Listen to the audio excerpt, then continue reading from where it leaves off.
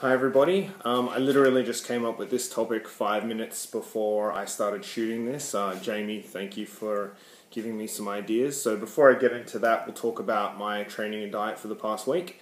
So last 5 week push to Bali, I've been doing 4 full body workouts a week, which has been interesting, I guess. It hasn't been so bad. I was doing 1 full body and then just upper and lower and then just wherever I could get workouts in. It's been, I've tried to vary the exercises too, which is going to make me a little bit more sore than normal, and it has. But not too bad, and sore in the right areas, which is always nice. Calories, I've tried to up them slightly in the sense that, I've been eating about 22, 23 per day, but then having my steps take care of the deficit to get me down to an average, I think, of about 2,000 this week. So eating a little bit more, but doing a little bit more, and that's been making me go down in calories. So body weight is around 91, so it's up a little bit. That was because I had my refeed last week and some pretty high calorie days on the Friday and the Saturday. So I imagine I'm still retaining a little bit of water, and I tend to look a lot better on my Saturday weigh-in, so hopefully I'll be down a little bit then, but it's not a big deal. I won't be having any major refeeds or anything for the next 5 weeks, so should go, I'm hoping if we go on the 0.5 kilos of body weight loss per week, I should be around 87, which is really skinny. I'm getting very small. So probably due a diet break and some kind of maintenance phase of building and retaining muscle mass. Honestly, I think if I did it all again, I wouldn't diet this long. I would do probably 12 weeks on, 12 weeks off, something like that, or even 8 weeks. I found that a 12-week diet, particularly when you're a few months into, even with maintenance phases interspersed in there, it starts to get pretty, you start to get pretty skinny and satiety and everything. Is just I'm not even really hungry anymore, which is a disturbing sort of thing. So live and learn and all that kind of stuff. I'll probably do a 2 or 3 month maintenance phase when we get back from Bali, and then do another cut leading into summer, sort of probably November, December. So maintenance phase, maybe even slight growth phase from August till then.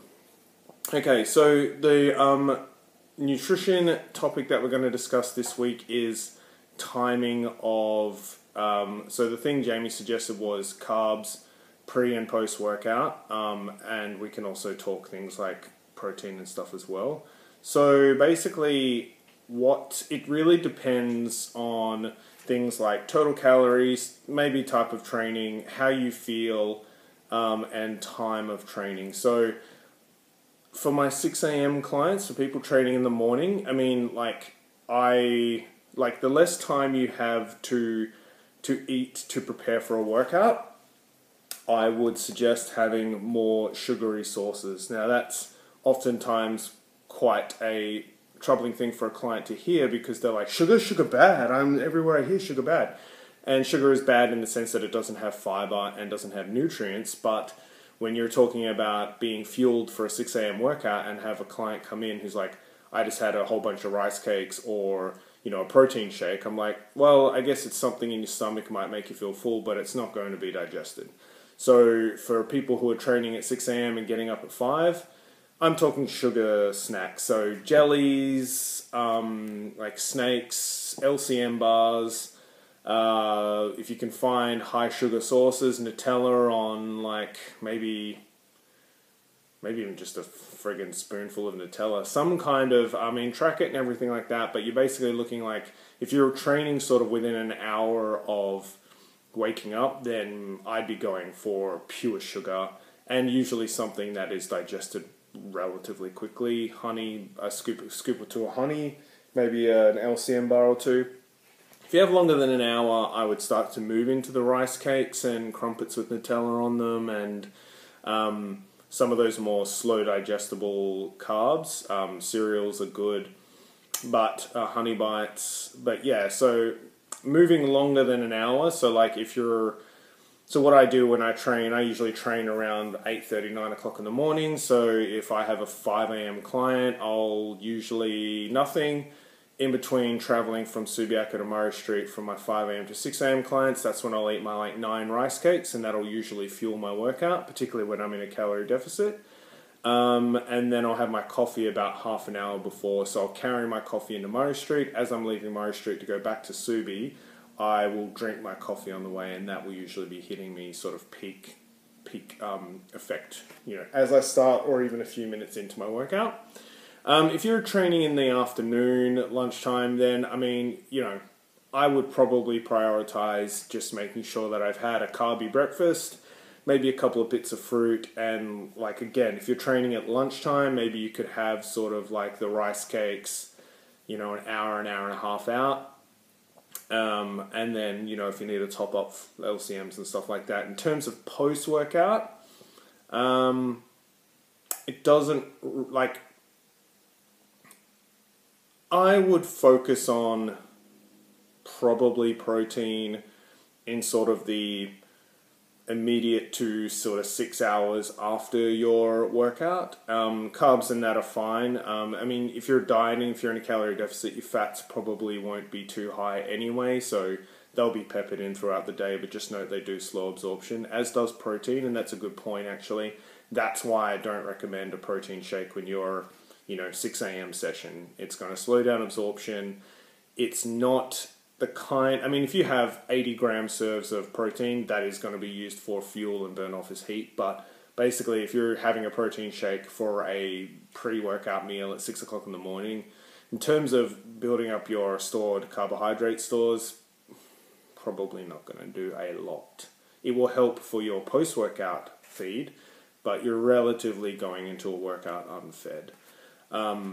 So post-workout, try and get protein, and then just the rest of your carb allocation for the day over the course of it. And something to think about actually, and this is something that I often forget to tell clients, is that we sort of, the whole idea of your body can only absorb 20 to 40 grams of protein per serve is, it's not that your body can't absorb it, it's that we're talking about triggering muscle protein synthesis.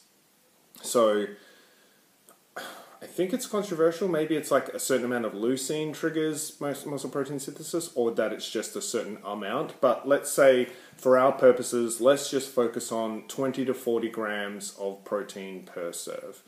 Probably scales to body weight, but I would just make sure that if you have a 200 gram goal for protein today, that you're getting that in 5 40 gram serves, something like that. You can have less. Try not to have more, and if you're having more per serve, I'd probably go ahead and try to have a few more grams of protein in another serve, and that way you're triggering muscle protein synthesis, retaining muscle mass, keeping your metabolic rate up, keeping strong, keeping fit, keeping aesthetic, because let's face it, muscles are basically what create our shape, and the shape we all want to have, whether it's bigger or smaller. And while we're talking about carbs, I guess, carbs before bed, not a problem. Have them any time of day. In terms of sugar as well, your MyFitnessPal will have a target for sugar. I would say don't have a lot of sugar. Now that's a very subjective term, but basically what I mean is, if you're getting 200 grams of sugar in a day, yeah, you need to lower that, because you're not getting nutrients, basically, you're not getting fiber. But if you're having 50 to 100, okay, so I'm a 90 kilo guy, and I have about 100 grams a day, and that's mostly from my suppulse and then just incidental things. I don't sweat that shit. I'm still having around 200 to 220 grams of carbs a day, so but that's also the thing, is that's low for me. And for me personally, I found I train better on higher carb intakes, and you can play around with that too. And of course, for those of you who are doing intermittent fasting, this may not apply, but you can do things like, if you're doing intermittent fasting, and side note, I would really only recommend doing intermittent fasting if you find that you emotionally eat in the evenings, or you emotionally eat at certain parts of the day, or you just find that you can go through the morning with a black coffee and basically not eat. And that's a good way of basically minimizing your window of eating and thus limiting the amount of calories you have. But like the problem that you get in is, like we just mentioned, is the whole getting your 20 to 40 grams per serve, and you want that sort of every 2 to 3 hours. So it's like if you've left yourself an 8 hour eating window and you've got 220 grams of protein to eat, it's like you got to be pretty methodical with that. But maybe that's more detail than we need to worry about. And it's also important to know that in sort of the dietary hierarchy, nutrient timing, which is what we're discussing here, is pretty low on the totem pole. So it's like calories, so they say, well, adherence first, then calories, then macros, then micros, then nutrient timing, then supplements. But the only reason I talk about nutrient timing isn't so much for like a fat loss thing per se. It's more just like timing your food so you can train the hardest to burn the most calories, build the most muscle mass, and facilitate recovery. And that's where nutrition is helpful and important.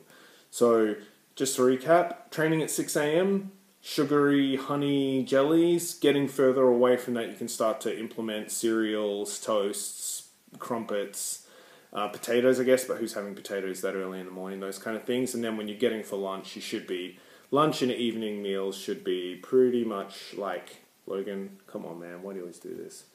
Evening meals should be, evening training sessions should be pretty well fed. You should be pretty much having done most of your carbs by then, and feeling, the only thing you'll have with an evening training session is the fatigue of having been awake and working all day, and you can offset that with caffeine, sort of like, I just bought instant coffee because I'm looking to get cheaper coffee, and I think I googled that it's roughly 20 to 40 milligrams per teaspoon. So, the good thing about having that versus a pod, which I think is 40 to 60, is I can start to regulate my intake. So I can be like, in the morning I can have 1 or 2 scoops, but if I'm going to do a training session, I can bang up 3 or 4 and really drive that caffeine up then, and then sort of taper it down for the rest of the day. Something to think about, and that's all about sort of timing. But I guess the crux of this is you want to be fueled for your workout, and then primed for recovery, and then obviously our overarching goals of maintenance, weight loss, gain, and stuff like that. If there's any other questions, thoughts, queries, criticisms, corrections, last week I think I mentioned cardio as NEAT, non-exercise activity thermogenesis, I believe, and that's actually exercise activity thermogenesis, so that would be a correction for myself last week. Nobody pulled me up on it, but I just remember watching and being like, ew, that's a silly little gaff. So I hope some of this helps. I hope some of this helps you for those early morning sessions, mid-lunch, and then evening sessions. If you're doing nighttime sessions, yeah, caffeine might be a problem, but judicious use of sleeping pills could be used to offset that. But also, you'll be way fed, and then it's just a matter of maybe doing a dynamic warm-up, something to get the blood flowing, and just making it to the gym. Anyway, guys, if there's anything else that you need or require, do not hesitate to message me or contact me, like and subscribe, all that. I hope you're enjoying the vids. If there's anything else you want to see or want to know about, let me know, and I'll do my mega best. Otherwise, have a great weekend, kids, and chat later.